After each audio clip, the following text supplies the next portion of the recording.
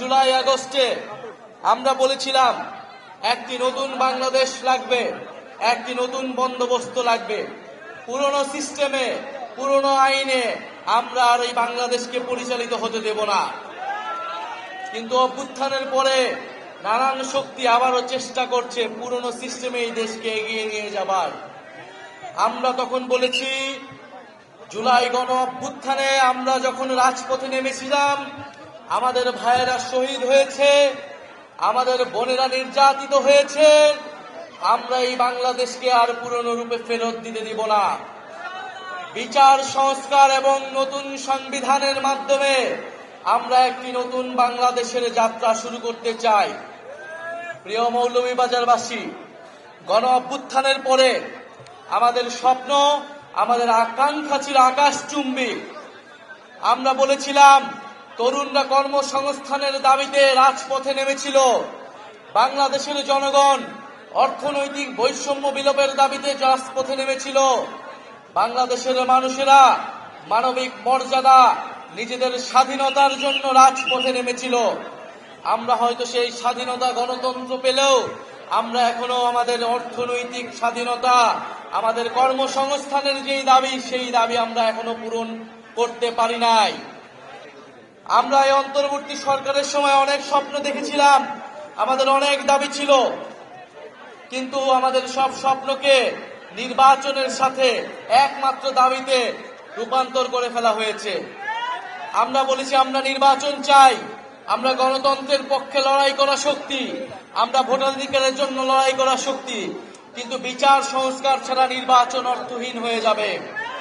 এই নির্বাচনকে জনগণ গ্রহণ করবে না।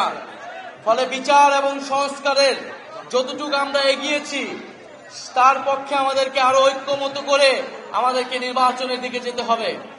আমরা বলেছি আমাদের একটি নতুন সংবিধান প্রয়োজন, যেই সংবিধানে বাংলাদেশের মানুষের মানবাধিকারের কথা লেখা থাকবে, বাংলাদেশের যে ঐতিহাসিক লড়াই, 1947 সালের আজাদীর লড়াই, 1971-এর স্বাধীনতা সংগ্রাম এবং 24-এর গণ অভ্যুত্থানের স্বীকৃতি দেওয়া থাকবে, এবং এই সংবিধানে সকল জাতি ধর্মে সকলের সমান অধিকার নিশ্চিত করা হবে। সেই নতুন সংবিধানের বিপক্ষে দাঁড়িয়ে যাচ্ছে বিভিন্ন রাজনৈতিক শক্তি। 72-এর সংবিধানকে রক্ষা করার জন্য বিভিন্ন গোষ্ঠী রাজপথে নেমেছে। 72-এর সংবিধান ছিল বাংলাদেশের মুক্তিযুদ্ধকে, বাংলাদেশের স্বাধীনতা সংগ্রামের আকাঙ্ক্ষাকে নষ্ট করে দিয়ে মুজিববাদী সংবিধান প্রতিষ্ঠা করার চক্রান্ত। আমরা সেই চক্রান্তের ভিতরে গত 54 বছর ছিলাম, কিন্তু জুলাই গণ অভ্যুত্থানের মাধ্যমে আমরা সেই চক্রান্ত থেকে বের হতে চাই। প্রিয় সংগ্রামী মৌলভীবাজারবাসী, আমরা জানি মৌলভীবাজারে বাংলাদেশের সর্বাধিক চা বাগান রয়েছে, বাংলাদেশের তেল গ্যাস ক্ষেত্র রয়েছে, বাংলাদেশের খনিজ সম্পদ রয়েছে। এই বৃহত্তর সিলেট অঞ্চলে মৌলভীবাজার অত্যন্ত গুরুত্বপূর্ণ এলাকা, কিন্তু এই মৌলভীবাজারের যেই জাতীয় সম্পদ রয়েছে, সেই সম্পদের সুষ্ঠু ব্যবহার আমরা কখনো করতে পারি নাই। এই মৌলভীবাজারে চা শ্রমিকরা রয়েছেন, চা শ্রমিকরা কয়েকদিন পর পরে আন্দোলন করে ন্যায্য মজুরির জন্য। আমরা জানি শ্রীলঙ্কায় চা শ্রমিকরা 550 টাকা তারা দৈনিক মজুরি পায়, ভারতেও 400-র বেশি টাকা তারা মজুরি পায়, অথচ বাংলাদেশে এটা 200 কম, 179 টাকা মাত্র তারা মজুরি পায়। 179 টাকায় একজন শ্রমিক কিভাবে তার দিন যাপন করবে, কিভাবে তার স্বাস্থ্য, শিক্ষা, তার পরিবারকে তার ভরণ পোষণ ব্যয়ভার বহন করবে?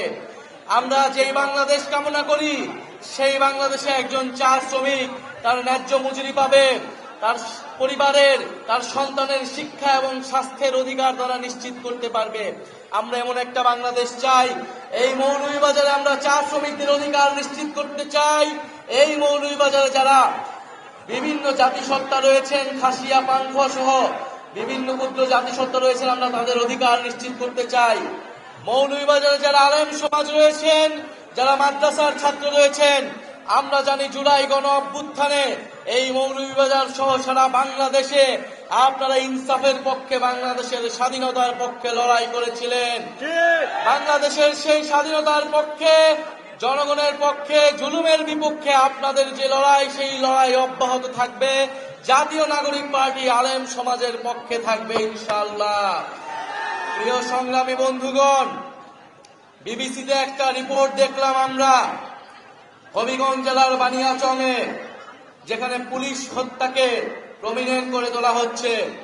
এই পুলিশ হত্যার দায় আমাদের অভ্যুত্থানকারী ছাত্র জনতাকে দেওয়ার অপচেষ্টা করা হচ্ছে। আমরা দৃঢ়ভাবে বলতে চাই, ৩রা আগস্ট আমরা এক দফার মাধ্যমে স্পষ্ট করেছিলাম আমাদের এই লড়াইটা শেখ হাসিনার ফ্যাসিস্ট শাসনের বিরুদ্ধে লড়াইয়ে পরিণত হয়েছে। আমাদের এই কোটা সংস্কার আন্দোলন ছিল শান্তিপূর্ণ আন্দোলন।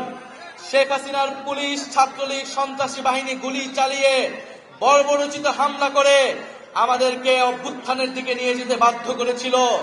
আমরা শান্তিপ্রিয় ছাত্র জনতা বাধ্য হয়েছিলাম প্রতিরোধ গড়ে তুলতে, বাধ্য হয়েছিলাম লাঠি হাতে তুলে নিতে, আমরা বাধ্য হয়েছিলাম ফ্যাসিস্টদের বিরুদ্ধে সংগ্রাম করতে।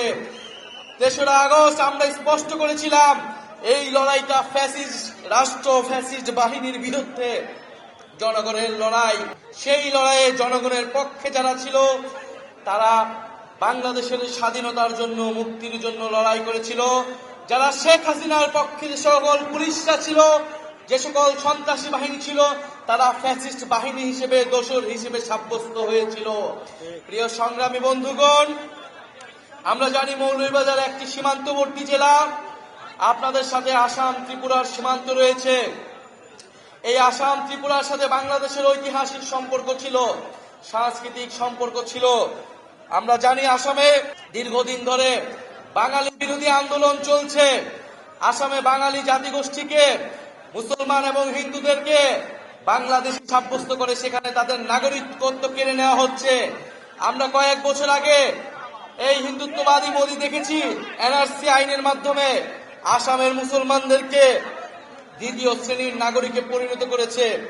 আমরা স্পষ্টভাবে বলতে চাই, এই মৌলভীবাজার থেকে বাংলাদেশে আমরা যে সম্প্রীতির রাজনীতি করতে চাই, পুরো দক্ষিণ এশিয়ায় এই সম্প্রীতির রাজনীতি আমরা ছড়িয়ে দিব।